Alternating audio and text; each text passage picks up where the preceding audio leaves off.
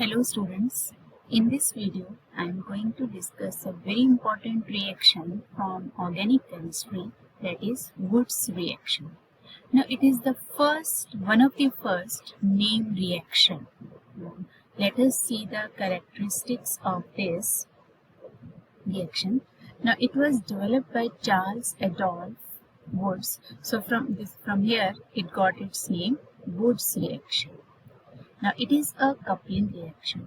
What are coupling reactions? Coupling reactions are those reactions in which two fragments they combine in the presence of a metal as a catalyst. Generally metal is used as a catalyst, and two fragments, like we can say alkyl groups, they combine to form two alkyl groups. They join with the help of using the metal there. That are the coupling reactions. And it is used to prepare symmetrical alkenes. Symmetrical alkenes, or that is we can say that have a plane of symmetry. Like if we take CH3, CH2, CH2, CH3. So it can be exactly divided. So but if we take this one, it's not possible. That is symmetrical alkenes. Or in other words, we can say if it contains even number of carbon atoms, then that alkane is a symmetrical carbon, like 2, 4, 6, 8, so on. Now in this reaction, it involves exchange of halogen and metal with the involvement of radical species, like free radicals that are called, and there is formation of carbon-carbon bond. In coupling reaction, there is this another important point is that involves the formation of carbon-carbon bond there. And it is used to synthesize higher alkenes. Like if in reactant there are 2 carbon, in product it will give 4 carbon. So it is used to synthesize higher alkenes. Now let us see what are the requirements for this reaction. Now the main reactant that is required is a alkyl halide. And second is sodium metal, and the medium that we use in which it is carried out, it is dry ether.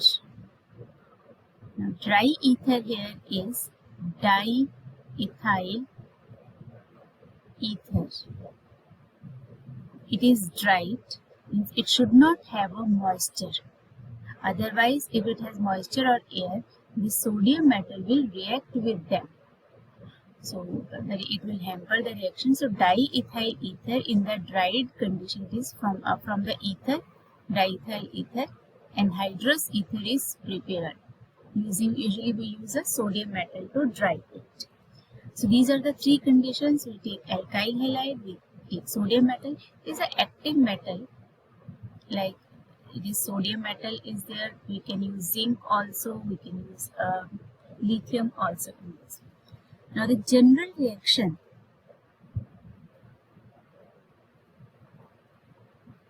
for this Woods reaction is we take alkyl halide, that is represented by general formula Rx, plus Na. So we take 2 alkyl halide molecules and it gives this alkane and NaX.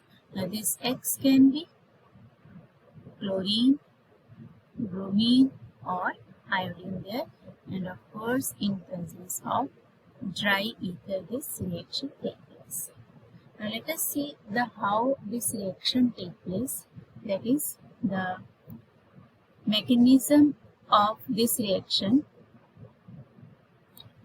Now the main intermediate in this is, now there are 2 possibilities in this mechanism. Now first step is formation of free radical. Now all of you know that what is free radical, so that contain unpaired electron. Now sodium metal here, it react with alkyl halide and it gives R radical and NaX. So this is a alkyl free radical.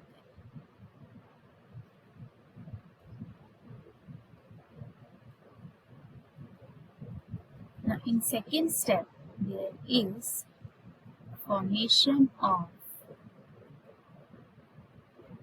carboanion.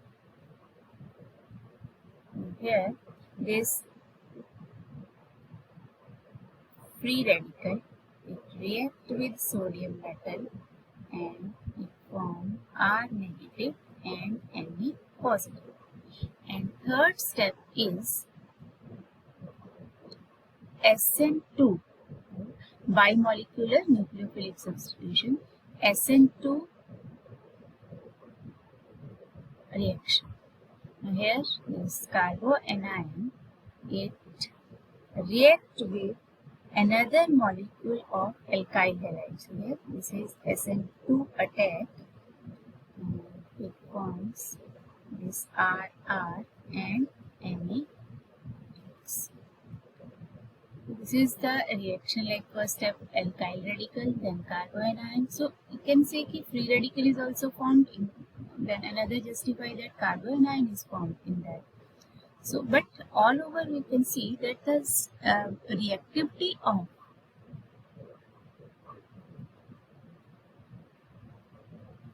alkyl halide, if it has to be considered, then it is primary, secondary, and in fact tertiary is it will undergo elimination and form alkene as dominant product. Because here this alkoxide and it will act as a strong base that can extract the proton from the alkyl halide that undergo dehydrohalogenation there. So order of reactivity, primary is more reactive than secondary, and of course tertiary, in this the dominating product will be the elimination product, that is it will form a alkene because carboanion, that is highly, it acts as a strong base there, tertiary. Now let us see the limitations of this Wurtz reaction.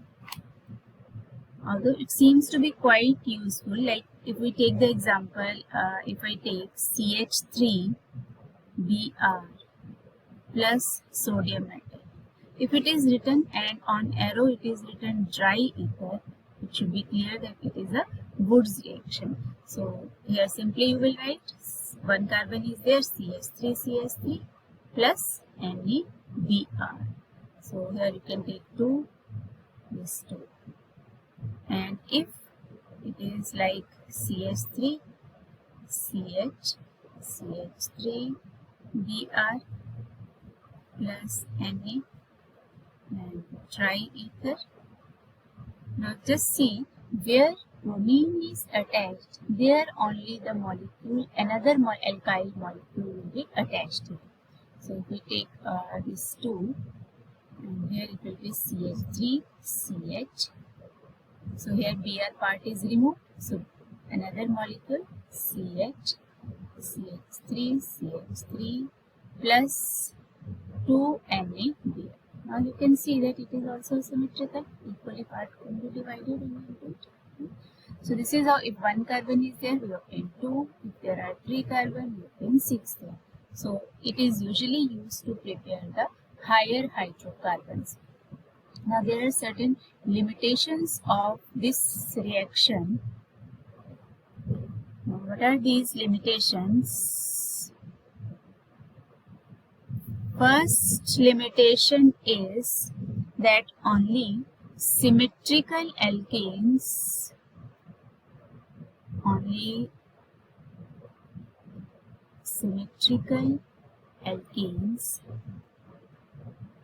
can be prepared by this method.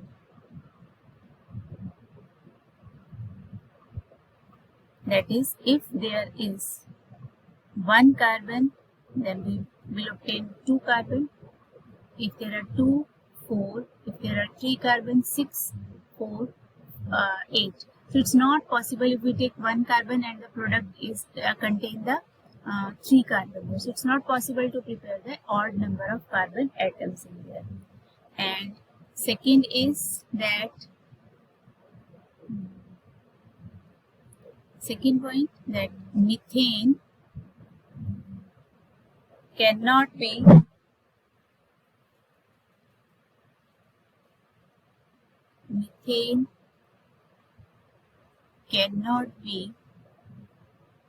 prepared by this method. So 1 carbon is not possible because it involves the doubling of the carbon atoms. So methane cannot be prepared by this method.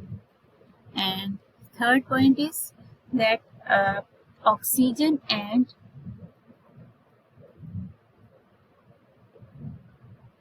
moisture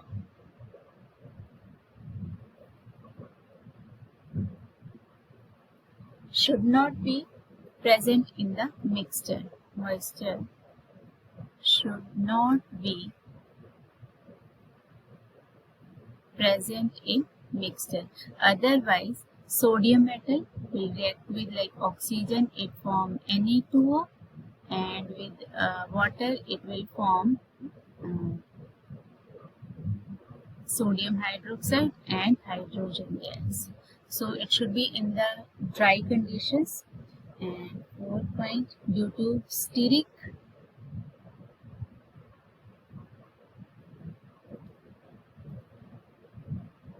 repulsion with tertiary alkyl halide, elimination is the main product. Alkyl halide elimination is formed and alkene is the main product in this case. And so reaction need anhydrous conditions, that is moisture should not be there, needs anhydrous conditions, like there should be presence of a medium like dry ether, aprotic solvent we can say, or tetrahydrofuran is there, that is also used in certain cases. It is as a PHF. So let us try one question. Like, which of the following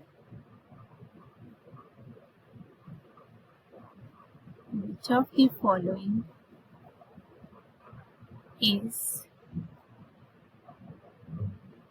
most reactive for Wurtz reaction?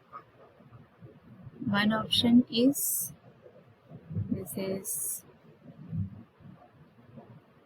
bromobenzene. Second one is, here it is substituted. And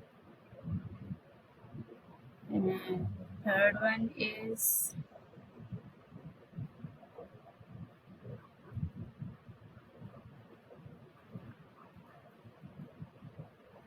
and fourth is CH3 CHBr CH3. So now it is a type of, like we can say, nucleophilic substitution reaction that involves the intermediates free radical as well as this carboanion.